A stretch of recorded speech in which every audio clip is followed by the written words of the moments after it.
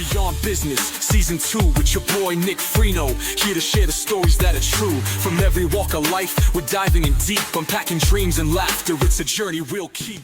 Welcome to Beyond Business, Season 2. First season was a great success. Thank you all for coming along for the ride, and I think you're in for a treat this time. For the first episode is one of the guys who we connected as soon as he got wind that this was even going to be a thing, maybe just jokingly, but I for sure had him on the list, and he accepted the invite. This is going to be someone that a lot of you guys know from several areas, but to me, he's the best umpire and referee in town, baby. Welcome, my man, Antwane McClelland. How you doing, brother? Yeah, I'm okay. Glad to be on here, my friend. Good. Well, Merry Christmas. I mean, we're right here where we just passed it. So, yeah, Merry Christmas. Hey, Merry Christmas to you. Happy 2025. It's going to be a great year. You believe it? Yes, it is. Okay. We all know that you're a ref. You ump and ref, and I don't really know. I know you detail or got a detail shop maybe. Yeah. But so you referee what age? All ages? Or? Yeah, from I say probably from about the beginners all the way up to high school, varsity level high school. So I would assume high school would be better, but probably on your end it's not necessarily, because you get parents more mad because their son's a superstar and you're not letting them be one. Or it just depends on, like I tell people, they ask me what sport do you like, I just tell them it just depends on the day. Right. It just depends on the day. Right. And so is it true that, I mean, and you have to, I guess, if this is true, you'd have to accept it as a career referee that you are wrong.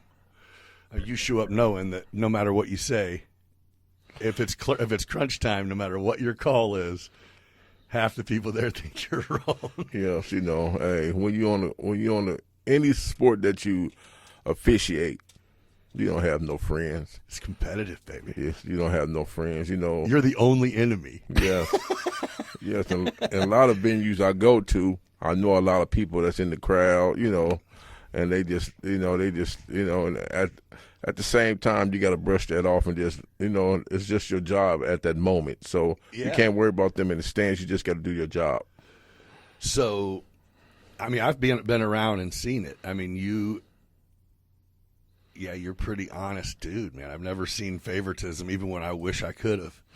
But you know what I mean? You play it pretty straight up, which is respectable. And I think that's probably why you don't get a whole, if you make a call or call a pitch or whatever, then that is for sure what you saw. You know what I mean? There's going to be, it doesn't matter if it's your grandson is up to bat. Matter of fact, the strike zone just got smaller. No, it's just like, just like when I go to my regular job, I have to do a job. So when I'm officiating, I have to do a job. I have to be honest. It's all about integrity. So I'm not going to show no favoritism to nobody. I don't care if you pay me to ump your game or ref your game. I'm still going to call it the way I see it. Yeah, I love it. No, you do it, and you're good at it. You're like you're like renowned around here. Everybody, and as a former athlete, first there was never the ref that you got that gave you the calls. That's just not what it is. But we would love to see the dude that we knew paid attention, called the game. You know what I mean? Yep. And they were also the ones that they would communicate, even when we got in high school. You know what I mean? To where, I caught. I was a catcher, so I dealt with umpire all the time. And I remember if I got called looking on one or something, and I'm looked at him, walked away, I'd come back, and he's like, he would tell me, dude, I don't know if this guy think he's throwing too hard, but you're sliding off the plate, man. You got a whole inch that is a ball in your eyes, and it goes right on that. And I'm like, man. You know what I mean? Like, oh, he wants me to succeed, but he's like, oh, I'm not going to do it for you. Yeah, that's you, dude. Yeah, that's like me. I'm coaching the kids, telling them what they're doing wrong. Telling them, hey, when you get in that, like just in baseball, when you get in that batter's box, you got to be ready to hit the ball. Right. You can't be ducking out. You got to stay there and hit that ball. I don't care. You can't worry about the umpire at that time. You got to be focused on hitting that ball, because a lot of kids I see, especially in the rec league. I mean, they be beginner baseball players, but they scared for the contact because they scared they're going to get hit by the ball. They just want you to put them on first. Yes. Let's get up out of here. They just want the grandpa to clap for them because they made it on base. But the whole time, reality is this kid really going to be an athlete. So what do you think makes – that's actually a good point. So how old are you? I'm 49. Okay, so I'm 46 or 7, 46. 46. Yeah, I'll be 47 this year, yeah. Excuse me. But, dude, baseball was where it was at. When we were Corey League, bro, every park was – I mean, you know what I mean? Now it is a whole lot it's just a whole lot of – I mean, of course there's the travel ball, but there's still a whole caliber of kids who I think would play – you would think would play baseball that their parents ain't doing the dumb shit I'm doing and dumping a bunch of money into – I don't even know if I'm doing it for baseball. I think at this point I'm just doing it for experience. You know what I mean? We get to – I'm not coaching anymore, so now tell us where we're going. Okay, let's go. With me, that's why me and my partner earlier, we started the Midwest Umpires class because we want to bring baseball back to Decatur. Yeah. I mean, any form of shape. So – and you guys do good at that. Yes. I'm just like, we don't – it isn't like we have a huge demand for it, but there's no coaches or no leagues. There's just no desire. And I didn't know if, in your opinion, what is – I mean, we didn't really get – I don't think we really got taught baseball. We all just we played ball and wiffle ball and racquetball with a stick. We did that. You know what I mean? I mean, I just feel that as right now, we have to really – inspire the kids to play baseball because in my school where I work at, I'm talking to kids about playing baseball. I said, a lot of you kids not going to make it in basketball and football. Baseball is wide open. Yeah. I mean, it's wide open and it's guaranteed money. And you can lock in on a skill set and work on it in the winter inside. You know what I mean? You can make yourself. One thing about baseball right now is from year round now, everybody have facilities, that you can go hit at. You can get the trainer, you can get the bat. And so it's so much opportunity all around Central Illinois to practice on your game in baseball. You literally can get better in the off season, where we used to just wait till it got nice out. Yeah. You could get better. Yeah. So baseball is coming around, but I feel in the next few years, I mean, I believe baseball will be back on the format indicator around Central Illinois because you've seen it a lot because everybody. It's some of these travel ball teams popping up in small cities now. Like small communities, like Blue Mound has them because they're going, hey, we got 20 kids, and there's so many different. I mean, the travel ball, it might just be that's the era we're in because you can go play rec division, and in the tournaments we get in, it's you choose: are you single A rec, are you double A, triple A, or you major? You know what I mean? Or your record kind of decides it too, but it's unfortunately you can tell because what comes with most travel teams is a lot of practices by coaches who have a pretty good idea what they're doing. Yep. But hell, I'm saying you get because I know Rodney now has a batting cage, I believe, over there. Rodney. I don't know if everyone Play It Again Sports actually in the back of that spot they have a batting cage. Robbie got one. Josh Manny. Yep, Josh Manny got him. They're there, and it's not expensive. No, it's very cheap entertainment. Dude. Yeah, and I know the guy up in Monticello.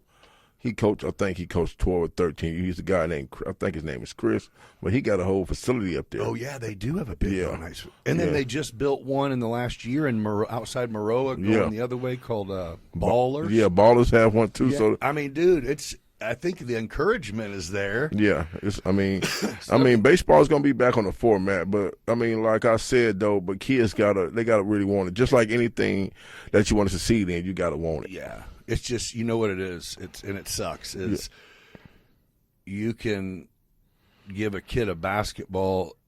Baseball's hard to learn on your own. Yes. You know what I mean? If my mom didn't make my dad go play catch with me like daily after he got off work, and that's the last thing he probably wanted to do, I wouldn't have played. You know, remember so it is. I think a basketball is something that you can not be good at, but you can learn, and then you get to a time where, like what you're saying, is you go, I mean, not everyone is 6'7". Not everyone has a vertical. Not everyone can handle a ball. It's just not for everyone. Same thing as football. Not everyone can handle, like, that looks good on TV, but them boys are getting beat up, bro. You got to in football. You got to be able to take a hit. Because I mean, I'm on the football field And they're crunching. Varsity boys, and they hitting. Yeah, the rules that are all in effect, that's when you get paid. Now they're trying to kill each other They hitting to get to school. And one thing about when you get into the older level sports, it's always trash talking.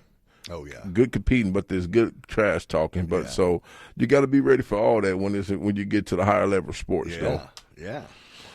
Well, you guys definitely got the right idea. I mean, even though it's not necessarily for, the tournaments you hold, it's not like it's necessarily for, hey, if you want to play baseball, come out. But it's nice to see them ball fields packed and the restaurants packed with kids in uniform. You know what I mean? The whole deal. It's good for the community. Like this fall, we had our October fall tournament, and we had like 27 teams in the fall. Oh, man. So this year we running it back. We got 3 tournaments this year. We're doing a softball tournament in May. Okay. So girls softball? Yeah. Called the Diamond Divas. Okay. Then we running our Memorial tournament in June. Then October we running our fall tournament back with baseball and a little bit of softball in October. So both. Yeah, so we starting to get on the map. We getting teams like from Iowa. Oh, you're doing it. Up by St. Louis, up by Chicago. So we getting teams. We getting a lot of different caliber teams coming down to Decatur. So right.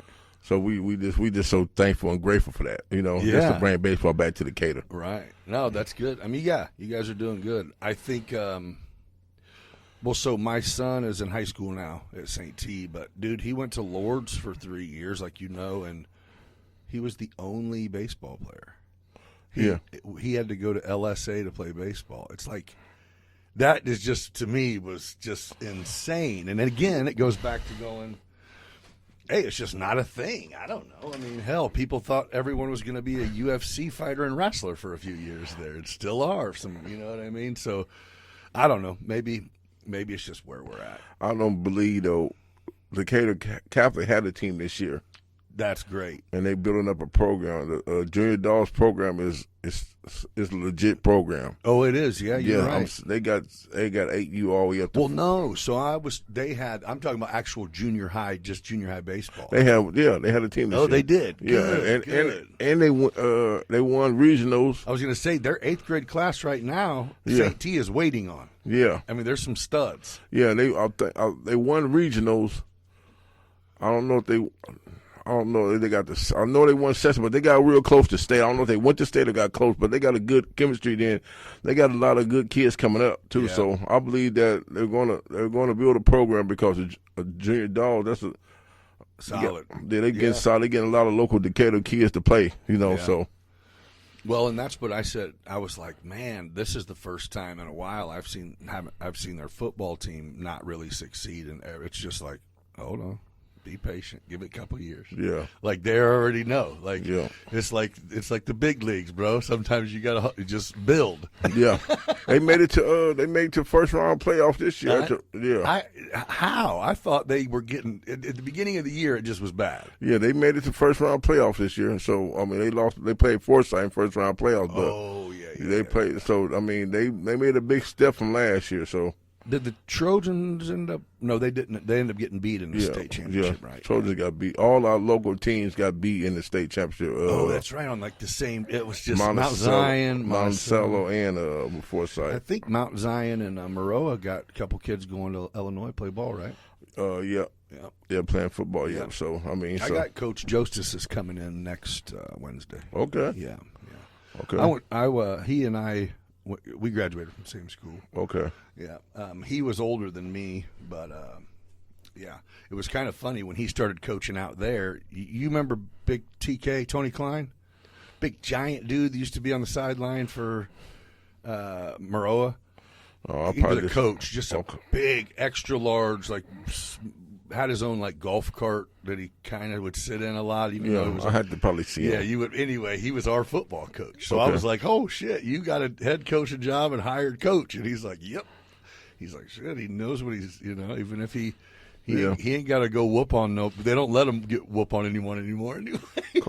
Coach Justice, he's a great coach, man. Yeah, he had a great program. I have nothing but respect for him because he got a great program. Cool, man. Yeah, he got a great program out there. I'm still like, how you do it, man? Yeah, he's got a great program out there. So it's good. Yeah. It's good to see local schools. I mean, them 3 schools going to state is going to make all of them that much more pumped for next season. Yep. So it was really strange. We did an event, Friday Night Flights, where we.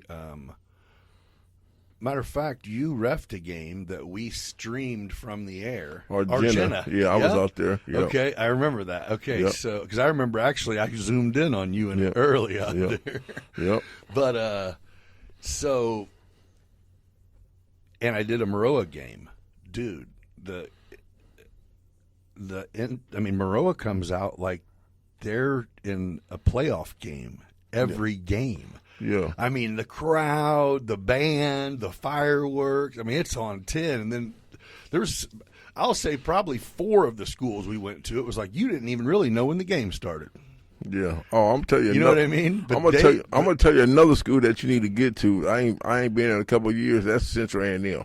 Oh, they do it. Man, the Raiders. They bring the whole town. Yeah, You gotta see that. I do want to do that. You gotta reach out to Sean and get to the Central A&M. Yeah, I'll put them on the list for sure. They're and get out there and see them again. They bring the they're whole getting town. It don't matter if they win or lose. They're there. Yeah, that's good. Central A&M football. Where'd you go to school at? I went to Steve Decatur. Okay, and then that just turned into nothing but junior high now, right? Yeah, middle school now. Yeah.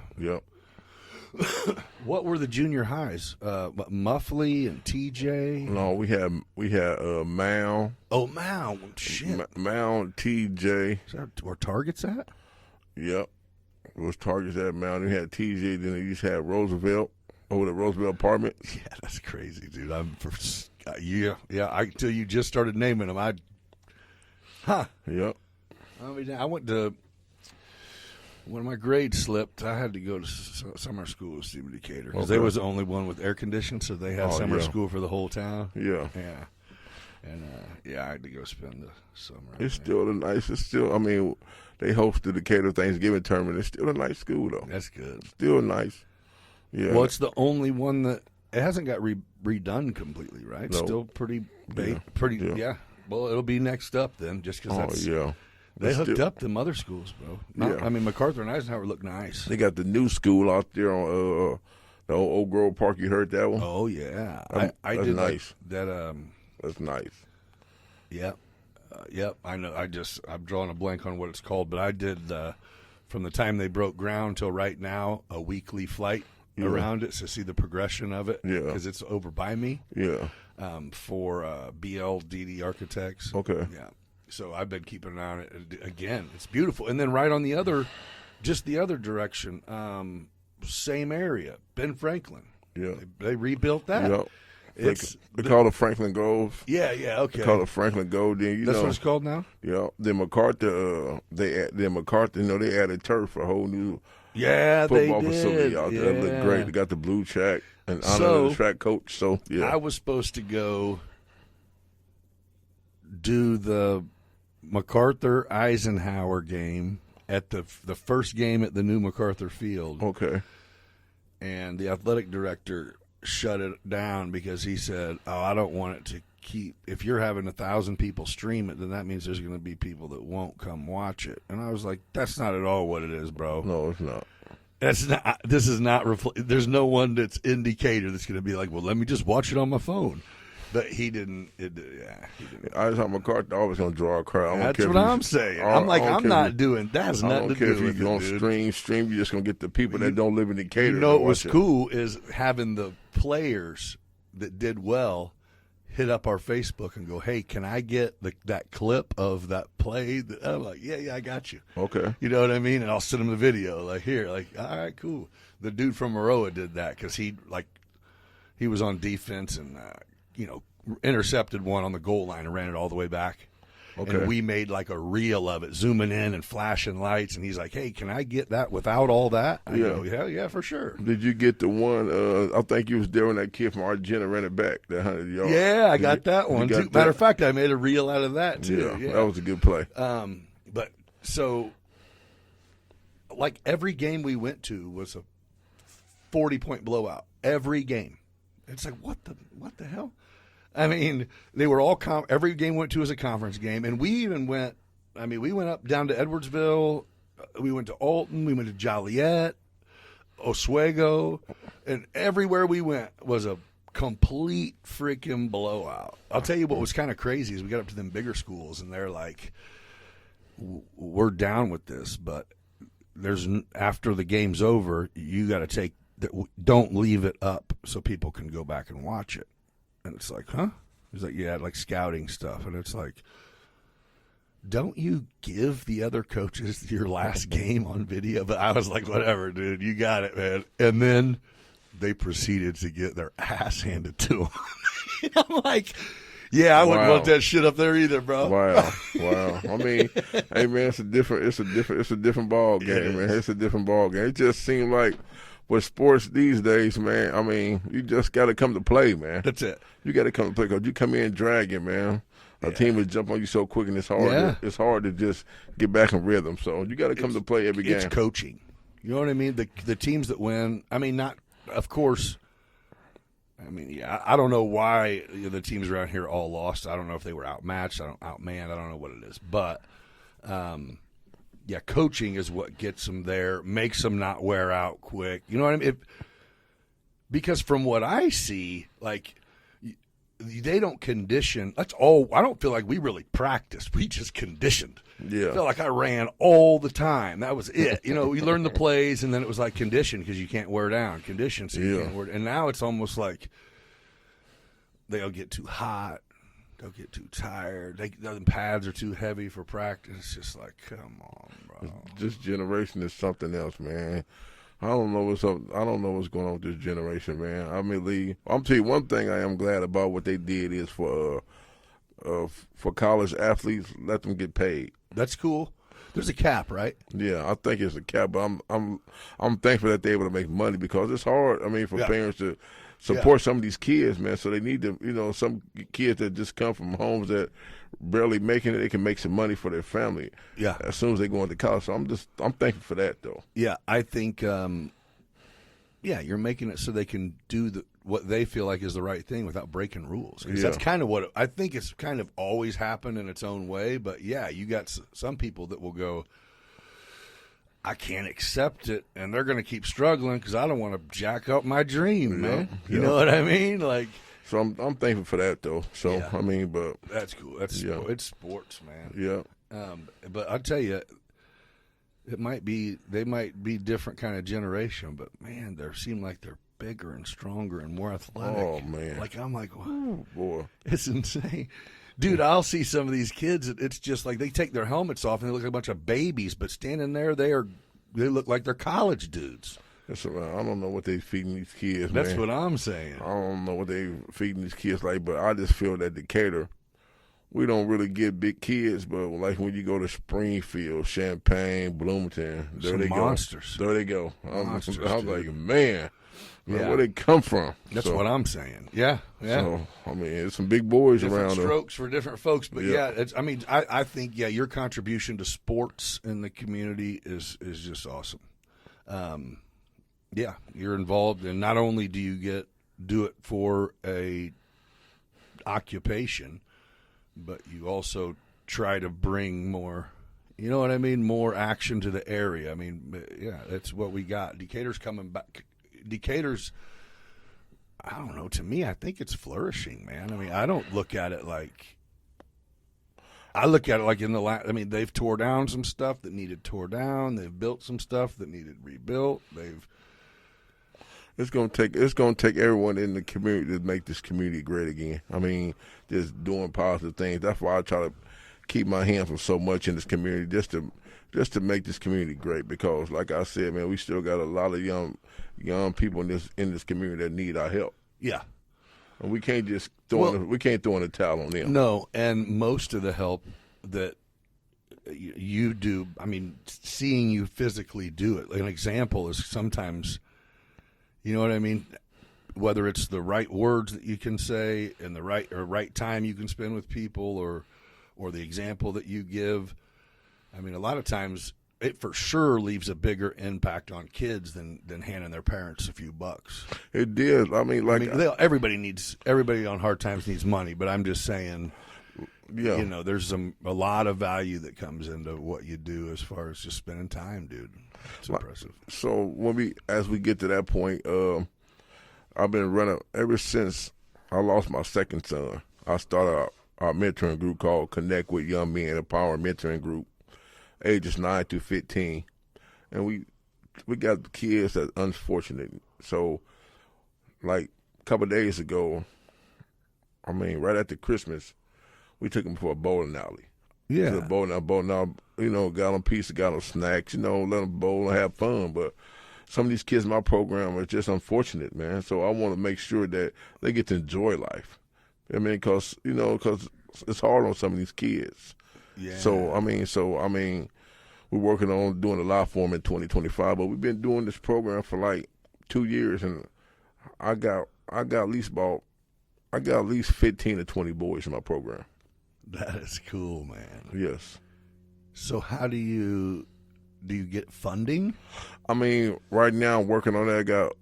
I know you raise money on doing your thing, but yeah. I just mean, aside from that, are you getting acknowledged for doing what probably the Big Brother program's supposed to do? I mean, right now we just do a lot of fundraising. You know, Yeah. We do fundraising to make sure we take the boys places. But I have one of my guys, he's on my team. Remember, he's working on getting our 501c3 started so we can get funding. Yeah. So, but I mean, everything right now is fundraising. It just, I mean, I'm not really worried about that because I want to make sure the kids see something. I'm not making sure. I just want to see kids see something different, man. And I know you're not worried about it, but I think that's like something. There might be even people that watch something like this and go, you know, people like to help and donate and stuff, but it's really hard when you have no idea, you know. And I mean, and this isn't a knock, but I mean, you can cut $1,000 check to the Boys and Girls Club, and 600 of that might go towards something for the kids because it's a corporation. It's a corporation. You know what I mean? But to have something like you got, and to go, man, if you have a few people that throw a few hundred here and there just towards your kitty, to where when you do, you know, try to take them to ice skate or bowl or the water park, it isn't supposed to. You know what I'm saying? It's not supposed to be a hit on you. Matter of fact, it's supposed to be like, you know what? Let's take these boys out of town, dude. We got too much. Yeah, I mean, and we working on. How many mentors do you have with you? I got about 4 to 5 guys that help me. Oh yeah, a few guys that work, but I got at least 4 to 5 guys that help me with the program. So, I mean, I'm just thankful for the people that. I mean, I got people that sponsor us, you know. Yeah. So I'm thankful for all them people, and I thank people, you know. I thank God for my team as well, but.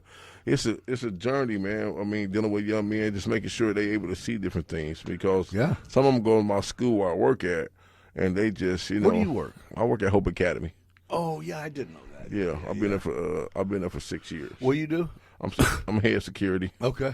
I've been in Decatur Public Schools for 7 years, but out the 7, I've been at Hope for 6. Okay. Yep. So you see it. You see him. You know him. Yep. Is that kind? I mean, so you were working there and had kind of seen it, and then your son passed, and that made you start it. Yeah. Just because what? You needed something to focus on? No, I just needed something to give back, because, you know, after losing a child, I lost 2 childs in 13 months. For the people that don't know that, I lost 2 sons in 13 months, and I feel that I had to do something in this community. Yeah. I mean, I couldn't just go back. I know dealing with that's a lot on a parent, but dealing with that, I wanted to make sure I was doing my part in the community as well. I feel that. That's awesome. If you don't want to talk about it, we don't have to. But how old were your kids? Antwane, when he was murdered, he was 26, and Ariana was 24. They were both murdered? Yeah, they both was murdered 13 months apart. 26 and 24. Yes, right here in Decatur. Were they gangbangers or anything like that? Or? No. First of all, Antwane, he just went to a block party. I guess guys got to shoot, and they shot it. No, she shot him. Then the same thing. He went to a block party for my daughter, for my granddaughter father, who was murdered like 2 years ago. They had a celebration for him, so he went over there to the celebration, and they got the shooting. He got shot, and got killed. Was it intentional? Was it meant for him, or you have no idea? I don't have no idea. Yeah. I don't have no idea, but. It doesn't matter. I know, doesn't matter. But I just didn't know. Yeah, but when you get the phone call and you come see your son laying on the ground in the middle of the street and you can't do nothing, and then it happens again. It happens again. 13 months apart. Carl got the phone call from my daughter saying Ariana was shot in the head at the. This happened at the. What's the place out west by Rodney's? Oh, LSB? Then? Yeah, happened in the LSB parking lot. He got shot in the head. He made it to the hospital, but they couldn't save him. Oh, dang, man. Yeah. Yeah. I'm sorry. I can't imagine, man. Yeah, I mean, I can't imagine. It's rough on me some days, but holidays get rougher. But it's just seeing so many parents, just not my son, so many parents losing kids from gun violence now. It's just insane, man. How many young men we are losing, even young ladies we're losing from gun violence. Lives. Yes, I mean, it's just crazy, insane. But we have to. My goal right now is I just want to do my part in this community. And I think that's it. Is the reason is because there's no value on life. Like, you can take it, and there's no fear of, I guess, the penitentiary. I don't know why there's not fear of that. But for you to be able to interact with young men that, you get brought up in the surroundings where it's just cold and harsh. That's what you become. You know what I mean? Yes, sir. So even if, on one hand, it's going, man, I hate that I got to go drop these boys back off because their life sucks. Like you said, you just showed them something. Yes. You know what I mean? Whether it was what a strawberry milkshake tastes like or whatever. You know what I mean? The best thing for me is when a parent texts me after the outing, it's like, my son had so much fun. I thank you for doing this for my son. Yeah. It's just the biggest part for me is to thank you that the parents appreciate that. And that means that kid walked in talking about it. That's what's up, dude. And because a lot of these kids don't have fathers around. Right. So it just, just being a father figure to them, but just making sure they have smiles on their face when they go home. So that's the biggest part about it. Well, because the other side of that is a lot of times when you have single moms, if they have more than one kid, and they might have a job and they're still struggling. It's not easy. It's not. It's hard to have fun. You know what I mean? You have to.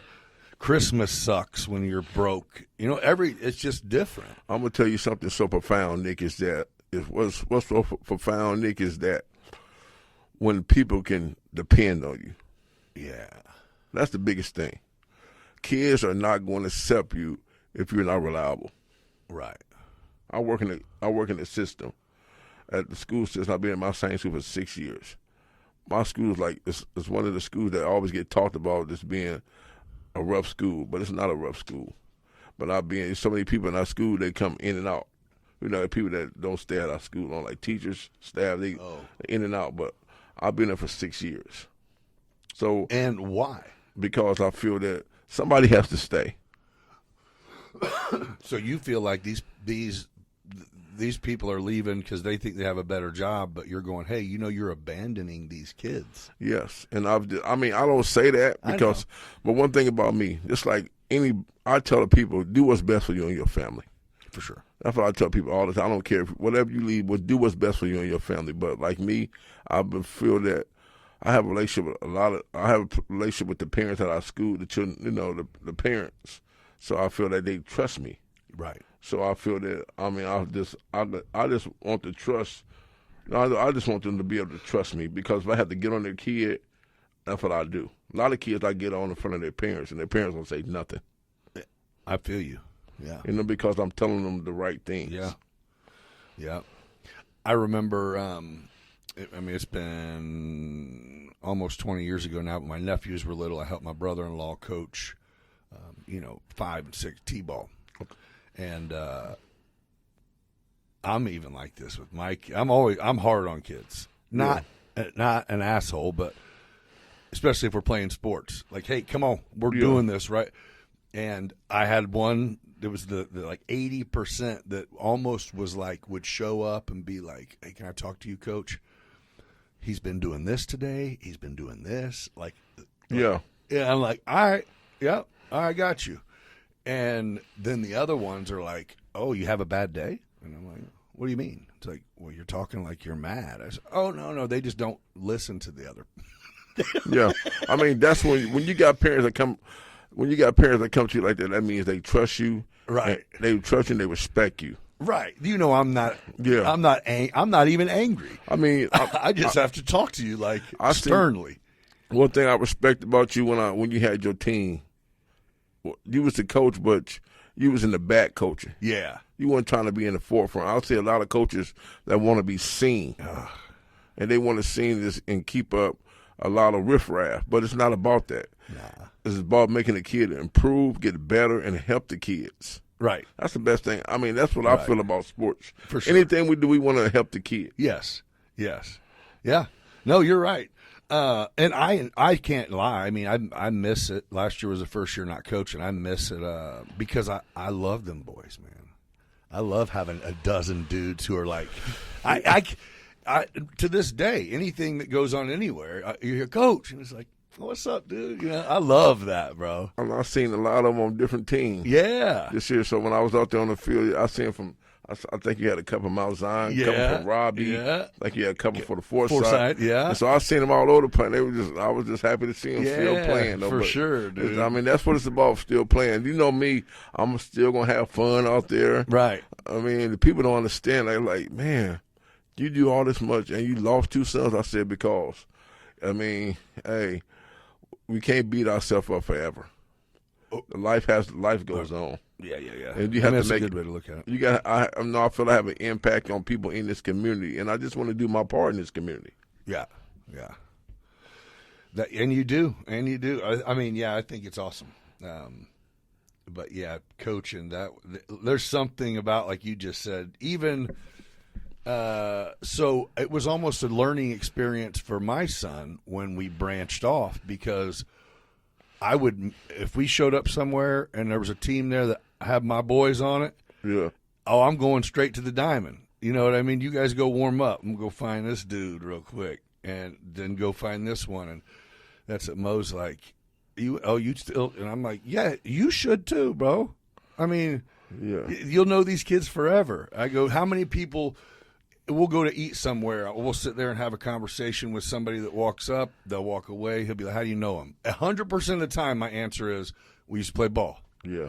You know what I mean? It's like, that's it. That's how we all know each other. You know what I mean? You don't know people from other schools just by running into them. No, you played ball. Yep. Or whatever. So, yeah, it's a lost. It's kind of lost, man. How do you think? What's your opinion on social media and youth? I believe that social media. One thing about me is, for my social media, I just like to do it because it just, it just gives me something to do, because I'm so busy, most of the time with, ministry, the community, then my family, then running my businesses. So I feel that I just get on a little social media just to have a little fun, just to, get a little, just be a little nosy and things like that. But one thing about youth, I mean, it's okay for youth to be on social media, but I don't think the parents should let them abuse it. You still have to parent. Yeah. I think that's what I was hoping that you would say something along those lines, because that's what, with me, it absolutely blows me away that it's like, I mean, we had rules. You know what I mean? Whenever I was growing, it's almost like, man, you will not take your kid's phone away. Yeah. That's crazy. Like, that is a lifeline. Dude, you have kids that, like, will threaten to kill themselves and Oh man, you know, over a dang telephone. Oh my God. You know what I mean? And it's like, what are you talking? It's just something else with these phones for these kids, man. They have to. I mean, that means it's too much. Yeah. That means, hey, you need to take it for sure now. I'm just Go to phone rehab.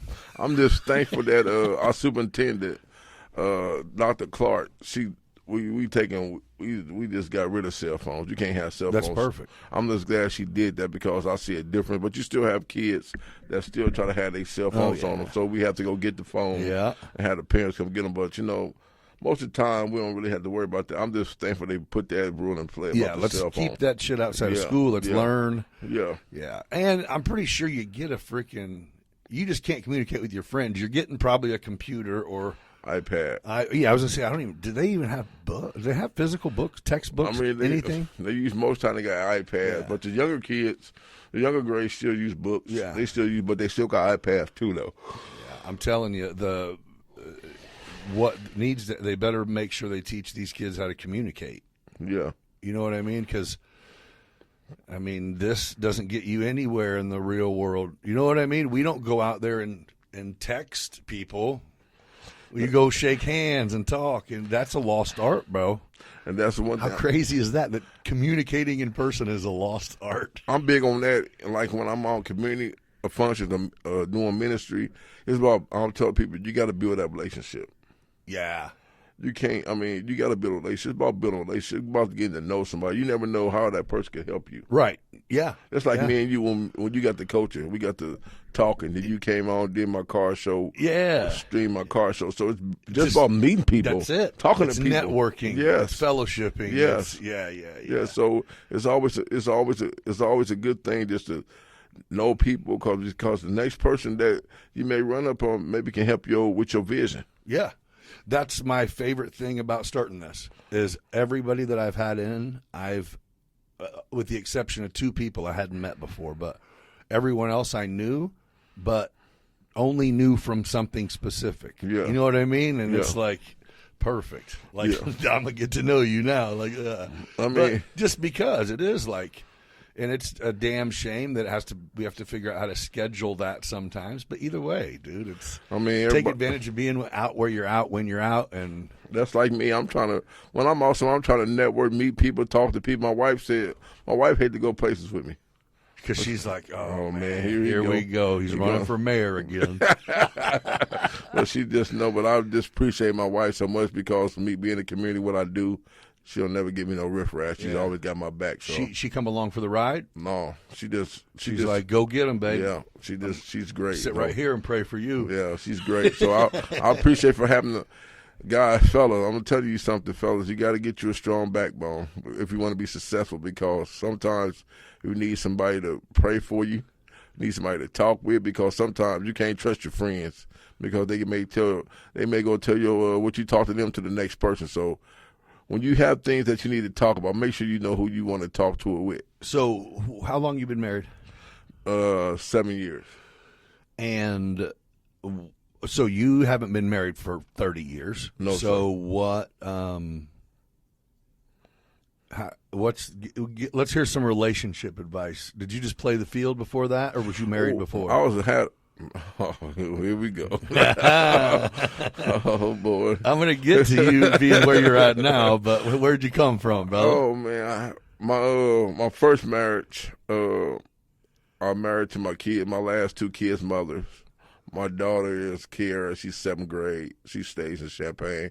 And my next youngest, my other baby girl, she's in the 10th grade. Okay. They both live in Champaign, but I was married to their mother. But the crazy thing about it is that we was together for like 9 years. Okay. But we was only married for like a year and a half. Oh, it stopped working whenever you made it official, huh? Yes. I mean, we wasn't the greatest before we got married. We tried to get him married, and I feel that it just didn't work. But right. Like, here's a Band-Aid. Like, no, it ain't. It was a rough patch for me, though. I'll tell you, man, it put me in a bad spot. What, when you guys split? Yeah, I was in a bad spot. I was in a bad place, but you know, one thing I bought it, you know, that's when I started getting my relationship closer to God. Yeah. And I thank God for making me the man I am now. Because if I didn't have God, I don't know where I'd be at, losing 2 sons. You pray a lot? I pray a lot. I study my word. I read books. Yeah. I minister to people. I started a fellowship on Facebook maybe a week ago called Empower the Total Men Fellowship. Okay. It's a group where I want to get men together for a safe spot. I mean, because I feel that men feel they don't have nobody they can trust. It's a lot of men that go through things, but some men are so muscular they don't want to talk to nobody else and get advice. But I feel that I give them a safe space, like, hey, let's just talk about it. How can we help you? Because we got to be our brother keeper. Men got to know they got somebody that they can lean on. Men just like women, man. We need that crutch too. Oh, I get it. Our job is to make sure everybody else is okay. Yeah, but sometimes we're not okay. I know. I feel that. And I always tell people that a lot of people are dealing with silent battles. I feel that. Silent battles, that something that's in their mind that they've been dealing with, but they don't know how to go get help, and they don't know how to deal with it, so they keep carrying this. Then you see so many people talking about, man, I'm still in bondage, I'm still hurting, but who have you talked to? Yeah, I think we were raised. Our generation was raised to not to man up. Yes. You know what I mean? Yes. I've said it on probably every episode at some point. I don't think I even believed until maybe the last 5 years or so of my life that the mental health thing is an actual thing. Mental health is real. It is a real thing. It's real because I'm gonna tell you something, though, Nick. When I dealt with my first son, I couldn't sleep at night. I kept asking my wife, "What is this gut pain?" I couldn't sleep. It was hitting me every night. Boom. After he passed? Yeah, my first son, it was just hitting me. Boom. I couldn't sleep. Then we had to wait visitation that Friday night, and it was gone. So I guess I just need to see my son. But it was the roughest pain I had. Every night I dealt with this pain. All right, you can't do nothing. Man, it was just pain. Nothing you can do. It's nothing you can do. Just gut, like just beat me up in the gut. I'm like, what is this pain? Then then the second son came around. I just told my wife, I just want to see my son. Seeing my son got my cries, so I hugged my wife and I just told her thank you, because life is too short, man. Yeah, it is, man. Life is too short, but I thank God for my support people. But at the same time, it made me stronger. It makes me really think of the value of life for what it's worth, Yeah. No, I can't. I do know what you mean, but I can't even begin to imagine the idea of losing a child. I mean, we all know they're supposed to bury us. So to do it and then go, okay, God, but thank you for helping me, and then it happens again. It's like, yeah. Did you have that point in time where you were, whether it was on by yourself or whatever, where you're just like, you fucking with me right now, man? Oh. Or whatever? I mean, no, I didn't ever. No wavering. I didn't question God, because it was their story. I have a plan and a purpose for our life, but I never questioned God about it. I just accepted it and heard me and moved on. But I can tell you one thing, though, Nick. I feel great. You do? I feel great now. Because when I first went back to work, after that happened, I was so bitter to everybody. My principal used to call me like, go take breaks when you need them. But now I'm able to deal with the kids, humble myself, and deal with the kids a little better. So I just thank God where I'm at now from what I was when I lost my boys. I can't. I mean, you're just a hell of an actor, or you just have known, or you were raised in the generation where you bury that shit. You know, and I don't know if your reason, and I say that because I would see you out and about, and I'm like, I don't know, what do you even say? Hey man, damn, I got nothing. You're heartbroken. I don't want to bring it up. But. I was, one day I went to the wire after this happened. I had this guy follow me around. I know what he wanted, Nick. He just didn't know what. Yeah, he just didn't know what to say. So I said, hey, man. Oh, I dreaded seeing you. Yeah. I seriously, after that happened, I not dreaded it, but I like pull up, see you in the park, and I'm just like, oh, God. But, yeah, I said, come on, man, you can talk to me, man. I mean, I know what you want. Just go and say it, buddy. I mean, I appreciate you, you know, but I'm not going to be, like I told people, I'm not going to be mad at you because you ain't had nothing to do with it. You're right. We have to show people, man, whatever we go through, we still have to be a light. One thing about that, Nick, people had their eyes on me when I was going through this. Yeah. When I was on the field, you know, it seemed like everywhere I go on a baseball, everybody just looking at me. Everybody just looking at me. But I want to keep it professional, and I want to still be the same person that I am today. You know, I don't want to lash out on people because they had nothing to do with it. I just want to make sure I'm still going to be this great person in this community that people can count on. If you would have lashed out, you were allowed to, bro. Yeah. I'm just saying. Yeah. You went through it, dude. I know. So do you feel like when you went through that, I don't know if you did have people that you had, friends or whatever, or a fellowship group that you opened up to, or if you kind of kept it in, and does that have anything to do with how you know that we as dudes do go through shit that we need to get out and have someone go, hey, I can't help, but you're going to make it, bro. You know what I mean? I had people reach out to me, you know, talk, send me messages, but did you do it? What you're trying to get people to do, which is get together and let's just put it out there, man. Get it off your chest, man. I mean, did you do it? Yeah, I had the Power Total Man Fellowship. I had a few breakfasts where I had men come together. We had speakers. We ate breakfast. We talked. So I did it. Then I got away from it. But now I'm trying to implement. Oh, but I mean, so you use that, one of those outlets to help yourself, and so you know it works. Yeah, for the fellowship with men. Yeah. So we had a couple breakfasts at my church. It was real nice.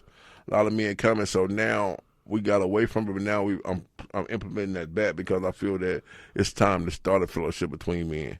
It's good. It's good.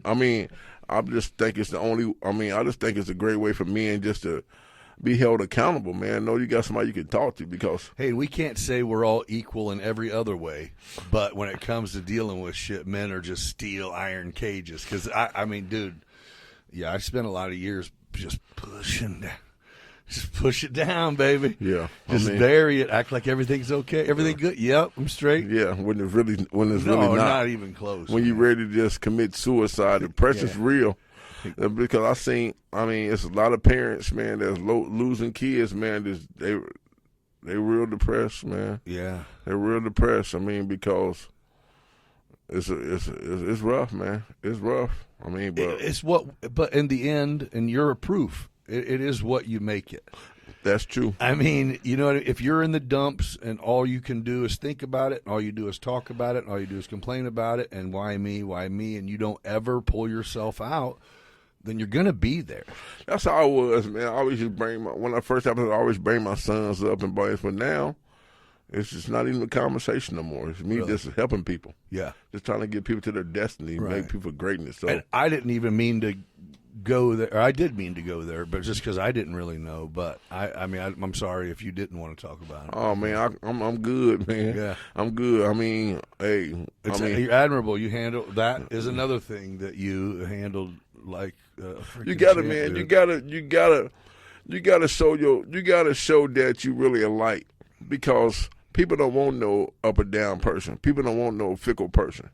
No wishy-washy. No, they want you talking about, oh, man, you here for me. The next week you in the gutter crying about it. Right. So you got to stand strong. You got to be about it. I feel you. You got to be about it, man. Every time you see me, you see I'm smiling. I'm talking to kids, loving on the kids, talking to the parents, man, because that's where I want to betray, man. Because, hey, I love people, man. And I was going to say, that's what that's what you do. I love people, man. I love people. I love people, you know, but life is too short. We got to enjoy each other, man. Yeah. And that's it. I mean, it's easy to get caught up. It's like I said, even not just a single parent household, but it's easy to go to the 9 to 5, drop the kid off at practice, pick him back up, come home, have dinner, go to bed, repeat, check to check. No fun. Life gets to where it's like, this sucks. It's like if we all can just make a point. It doesn't cost money. Yeah. You make a point of enjoying. You know what I mean? That was even my thing for the holidays. It was like, I think I was stressing out about some shopping shit, and I just checked myself. I'm like, I'm not. I mean, what am I doing? Who cares? I mean, who cares? Let me go look around at some people, and if, yeah, I mean, I shop, but it was like we were talking about with grandkids. You know what I mean? It was one of them, like I'm gift counting and shit, and then finally I'm just like, you know what? Hey, man, They're good, bro. And nobody cared. Some of my kids, I gave gift cards to their parents. Yeah. Some I got them things, but like I said the other day, I'm just thankful for my kid support system. Oh yeah, because they don't have me; they have their other grandmothers, their other family members. So I'm thankful for the support system that my grandkids have. Though. Oh yeah, they're getting the love. Yeah, so they gonna be good regardless. Right. That's great. I'm gonna tell you something about Vinny Barbie. Yeah. Man, he blessed like the first Christmas after both my sons was died. Man, this man brought so many toys and clothes for my grandkids. Oh, I'm always be grateful for that. That's huge. So when I had my car show, every year I had my car show. Me and my wife got our foundation called Love from the Heart Foundation. Okay, I was going to ask you about what is that? So Love from the Heart Foundation it comes just to be a help in the community. Okay. So every year we give a medal out to the person that been helping to sponsor our family or with our car show. So Vinny got it that year. This year we gave it to Maurice Brown. Okay. From Bob Brady. Yeah. Because he always helped our family out. He's one of our top sponsors for our ministry and for our family and for our foundation. So every year I want to give back, from my foundation. So you steady got stuff cooking, don't you? I mean, I just feel that I have to, man, because I mean, one day our foundation, me and my wife also over the summer, we had two young ladies that was having babies. Me and my wife went and bought gifts for them for their babies. We blessed two young ladies for our foundation. So we all bought giving. So you actually, it's your foundation, so you get to pick and find who needs help. Yep. And, that's great. It's me and my wife found it. My wife said she said for Christmas she wanted to do an angel tree this year. Okay. For Christmas for next year, for 25. So great. We be working on an angel tree, just helping give back. We just want to do our part in the community, help people. No, that's great, dude. So I remember it's been several years ago, but it was at my parents' church, which they're really involved in, that First Church of the Nazarene there on the back way to the mall. Yeah. Okay. So I want to say someone donated like $5,000. It was supposed to be anonymous, but they put a note with it that said, it's getting winter's coming, and it was like $5,000, and their request list was that what it be spent on. And my parents were on the church board, or my mom, one of them was, and they were talking about it and said that the request was to go around, and this was like in October. It's like go around and winterize people's homes. Get the plastic, put it over their windows, hair dryer it, get the little things that go under the doors, change their furnace filters, just, and at the time I was like, man, I was doing a lot of home repairs and stuff like that. I'm like, I'll do it. I'll lead this up or whatever. And it's like, okay. Well, so then the pastor gets wind of this, gets a hold of me, and is like, hey, we have a meeting with the city manager. Okay. It was Ryan McCrady at the time, I believe. Okay. He's not still that, is he? No, okay, because it's been a long time. I didn't know if he's still. But at least I'm pretty sure that's who it was. I know I ended up meeting Ryan over this, but we go and sit down, and when it was all said and done, dude, it was like they would not like put their stamp of go ahead on us going out, and for no money they just were laying out all of the, hey, here's what, if this is the church, it has to have an insurance policy that will cover you guys going into, you know, women's homes with not husbands there, blah, blah, blah. And it's like, okay. And I finally looked at the pastor and I go, why are we here? And he said, well, they have an actual list of people who have requested help to help winterize their home. And I said, meeting adjourned. Let's go. Yeah. Because I'm like, okay, we can't do it. That's fine. That's awesome. Do you want me to go? Give me some people. We just went to different neighborhoods, knocking on the door. Hey, here's what we're doing. And, yeah, come on. Yeah. You know, I'm like, well, no, we don't need an insurance policy to help people. Like, Yeah. why are you deterring? We're saying we got, you know, $5,000 worth of plastic and door sweeps is a lot of damn houses we can lower the power bill on this winter, or make it so whenever you do have to pay your power bill again, their shit don't get shut off because it's been $900. Yeah. You know what I'm saying? Which I know that's not that big of a deal, but it was like help winterize. Bam, let's do it.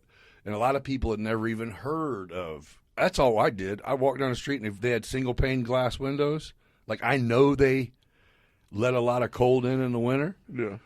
Go knock on the door. If you got new vinyl windows, I'm not knocking on your door. You know what I mean? And it worked beautifully. Well, sometimes you got to be in your. Sometimes you got to just take Just control do it. on. Yeah. That's what I'm saying. Whenever you said, "Oh, it's we," if we know someone in trouble, then we help them. We're not sending it somewhere and see where it ends up. You know? One thing- Which that's good things too. I mean, big organizations are good, but and locally, help locally, man. Yeah, that's what it's You want about. to feed the children? Come on. That's what it's about, man. Just helping our people in our community. But I mean, I just think, I mean, we just grateful to just be able to give back to people, man. You know, so Yeah. What's your inspiration for doing that? Did you like parents or grandparents, or you just have a heart for it, or I just got a heart for it, man. I mean, I goes back to this again, Nick.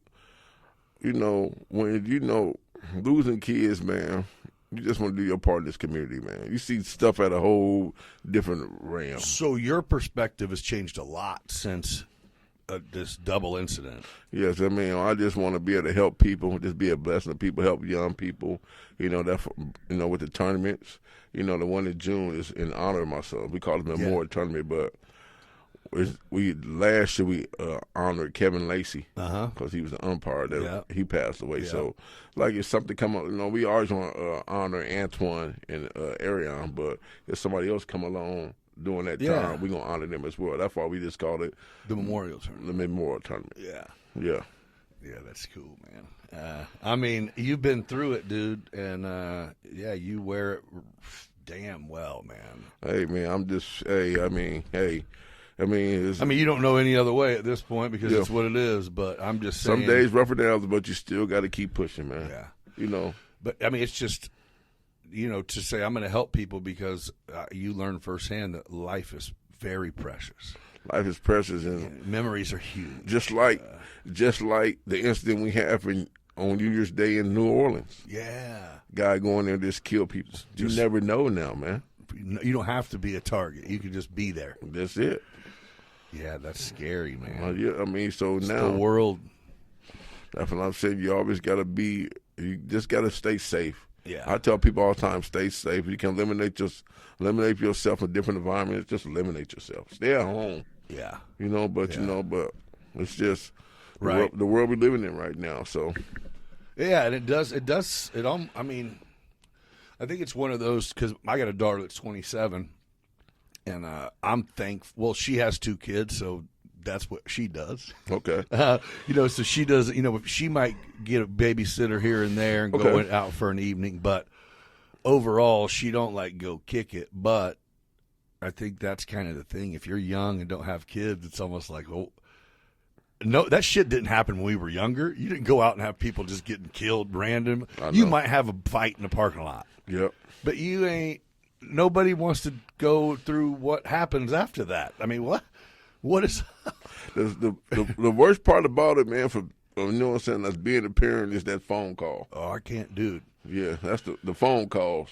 I know, so Did you? I mean, you're getting a call from what, a police officer no, or a family member? family friend? member. First time it was my second time was my dog. No, second time was second time it was Ariana kid's mother. She called my phone, but I didn't answer it.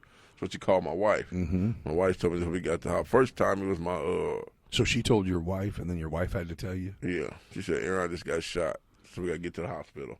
Second time it was, I think it was my daughter or my son's mom called me, said, Antwane just out here laying on the street. So, I mean, just a phone call. So I stayed out there on the street for a little bit, and I told her, I'm going home. Mm-hmm. So now when I get into something, Nick, I don't argue with nobody. You know what I tell them? I'm going home. I'm going home. That's it, man. I'm going home. Yeah. Nobody there, me and my wife. Yeah. She upstairs by TV. I can go to the other part of the house. Yeah. We don't even have, she don't even have to deal with me. Yep. So now that's what I tell people now. When I don't want to be bothered, I'm not going to sit and argue with nobody about nothing. Right. I'm going home. That's what I tell people. I'm blessed that you can go home. Yeah, I'm going home because that's my motto. Yeah. When I first have it to my son, I just want to go home. So I just powerful, dude. Yeah, I just want to go home. I don't want to sit and argue with nobody about nothing. I just want to go home. Right. So anytime I have something that I'm not liking or something that's kind of irking me, I just tell them I'm going home. It's a pretty good motto. Yeah. COVID taught us we can be at home. Yeah. Yeah. I mean, you go home, watch a movie. That's it. We got endless entertainment on the TV. You got books. You got audio books. You can read books on your iPad. You can. Yep. So, I mean, go home and just have to deal with none of that. Yeah. Just go to your space. Yeah. Tune everybody off. I think that's what's funny. I was telling someone, you can. My son, actually. It's like being around people you don't like or whatever. And I'm like, well, you always will have the option to not. Yeah. You know what I mean? Like if you're a victim of a bully at school every day, the same kid, well, stop running into him.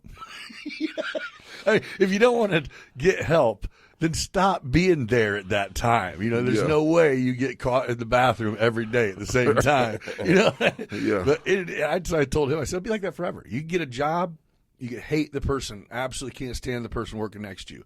So you need to consider looking for another job. You don't have to be there, you know.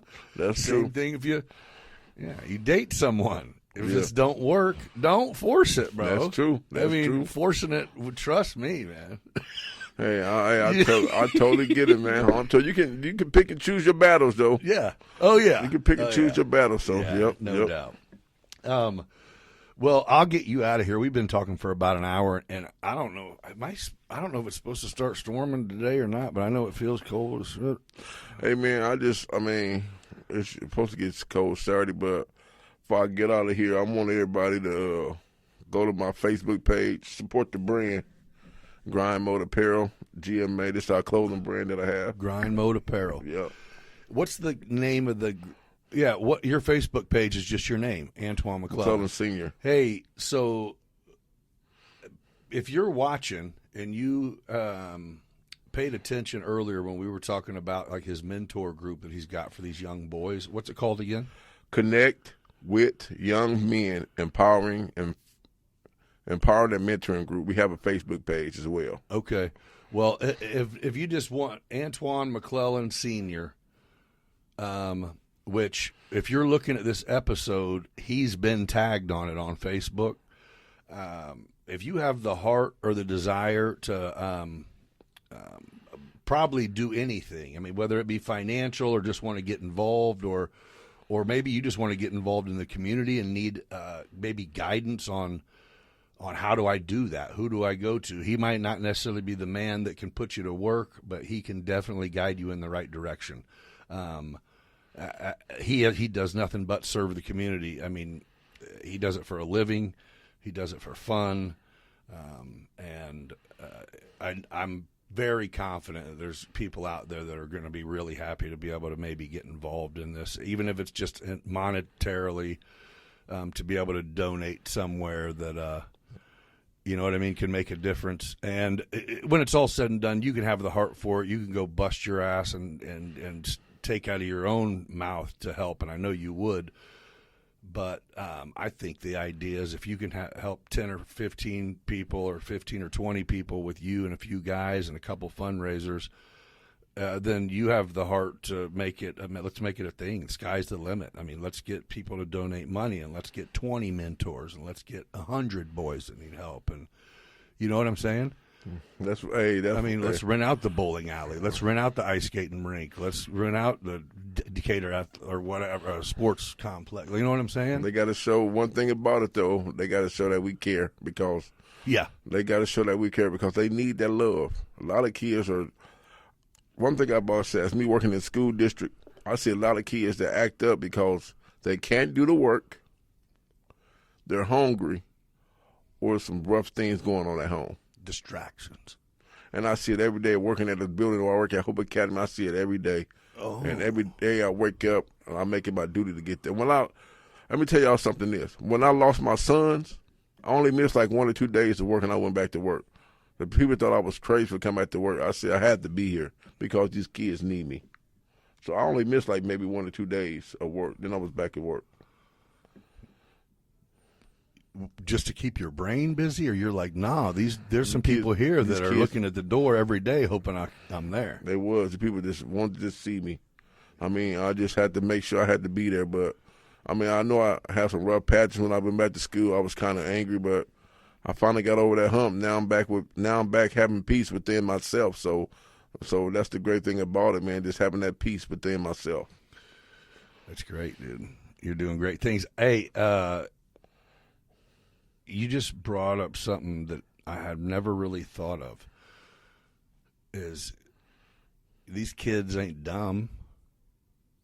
We didn't just start producing dumber kids. No, you got kids that all they're thinking about is the shitty things they got going on at home, about how hungry they are, and there ain't nothing at home after lunch. And like, I didn't even, you know what I mean? That's something that, hell, you tried to work before when your stomach's in your back. Yeah, I mean, it's impossible. You get angry, you see kids that come through every day, man. I mean, at the end of that, they want to have a snack, man.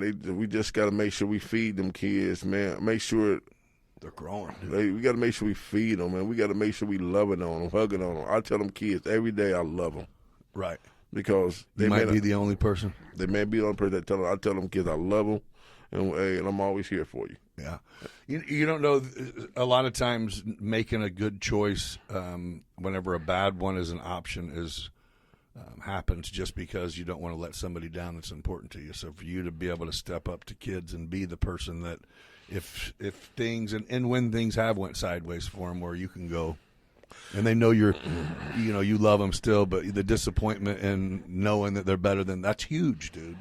I mean, every good choice I made was because I don't want to ass whooping at home, but you know what I mean? It was because I needed to make somebody not be upset. You know what I mean? Now I'm also with some of the young men in my mentoring program, I'm going to hire them for my business for the summer.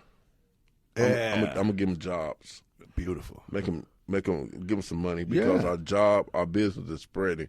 Me and my wife, we have M&M detailing and cleaning services. So vehicle and cleaning services. Yeah, we got a few places that we clean. Then we have a lot of places that we do windows. We do window cleaning too. Oh, okay. And window cleaning. So you do residential or commercial? Both. And windows and interior and cleaning, yeah. And you have M&M detailing cars. Yeah. So my wife runs the cleaning part of it, and I run like the detailing part and the window part, but my wife does the cleaning part. So we split it up together. Yeah, you've been doing it for a while because you had my truck a couple years ago. I remember that. Yep. Yeah, that was cool. So I'm just trying to implement the young men, give them a little job, give them a little money. So now I got parents messing me on Facebook. Can my son come work for you this summer? So they're already putting their bid in. Right, for their son that's what's up. So that you learn from that. You got to earn money. You got to So I'm trying to implement jobs for the young men as well too. So I'm just trying to show them life, man. So so they may not just show them life, man, at an early age. For sure, and that's if if you learn it as you grow, you don't have to learn it when you get older. So they go back to school like, Mr. Mack, he just not security guard. He run his own businesses. So they tell all the kids, Mr. Mack, we want to come to work. So all the kids want to work. I said, I can't hire all y'all. Yeah, right. I can hire a few of y'all, but I can't hire all y'all. Though. Your parents already put their bid in. Yeah, so I'm just thankful, man, grateful. So you should be, dude. Okay, I'm gonna run through it again. GMA Apparel. Grind Mode Apparel. Find me on Facebook. Yeah, Grind Mode Apparel, GMA right there. Yeah. If you are in the market to get, if you need a cleaning service for your crib or your business or whatever, your car, they do that. Windows too. Yeah, window cleaners. And again, man, I can't press enough for this mentor organization he's got going, dude. I mean, and if you're a guy out there that maybe keep an eye on what he's got going on, everything will go through Facebook. So anything he's got going on will be posted on his Facebook. But yeah, if you're a man out there who, just wants to get together with some dudes, man, and just talk, maybe grow, learn, then hit him up, man. He's doing a lot of great things, and the only way he's able to do great things is with support, whether that be physical or monetary. As we all know, nothing is free, including the time he gives, even though he gives it freely. So thank you for joining me, man. Thanks for being who you are and doing what you do. I've loved you since the day I met you, even when I couldn't stand that outside corner that you called. I still call it. Hey, I tell the people, man, that inside corner, that outside corner, you That's better part swing, of the plate, babe. You better swing when you behind it, because you're gonna be like just like Christmas. Yes, yes. That is great. I think we got a little highlight reel on the GoPro of you ringing people up whenever we record the games. Yeah, nice. They always want to say, "What you got for us today?" I say, "You just gotta watch. You never know what I'm gonna pull out." See what happens. Yeah. Hey, thank you guys for kicking off season 2 with me here in the studio, and thanks again for my guest today, man. Amazing guy. Support him if you can.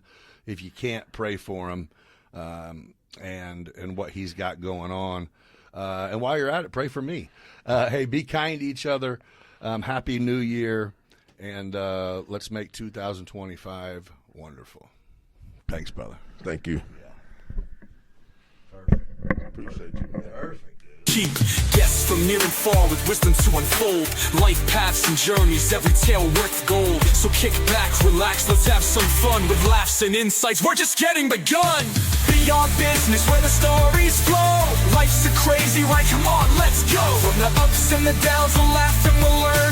With host Nick Freno, it's your turn to discern. Beyond business, take a seat, take a chance. Let's explore the past, come join the dance. Beyond business, where the stories flow. Life's a crazy ride, come on, let's go. From the ups and the downs, we'll laugh and we'll learn. With host Nick Freno, it's your turn to discern. Beyond business, take a seat, take a chance. Let's explore the past, come join the dance. Enjoy the dance.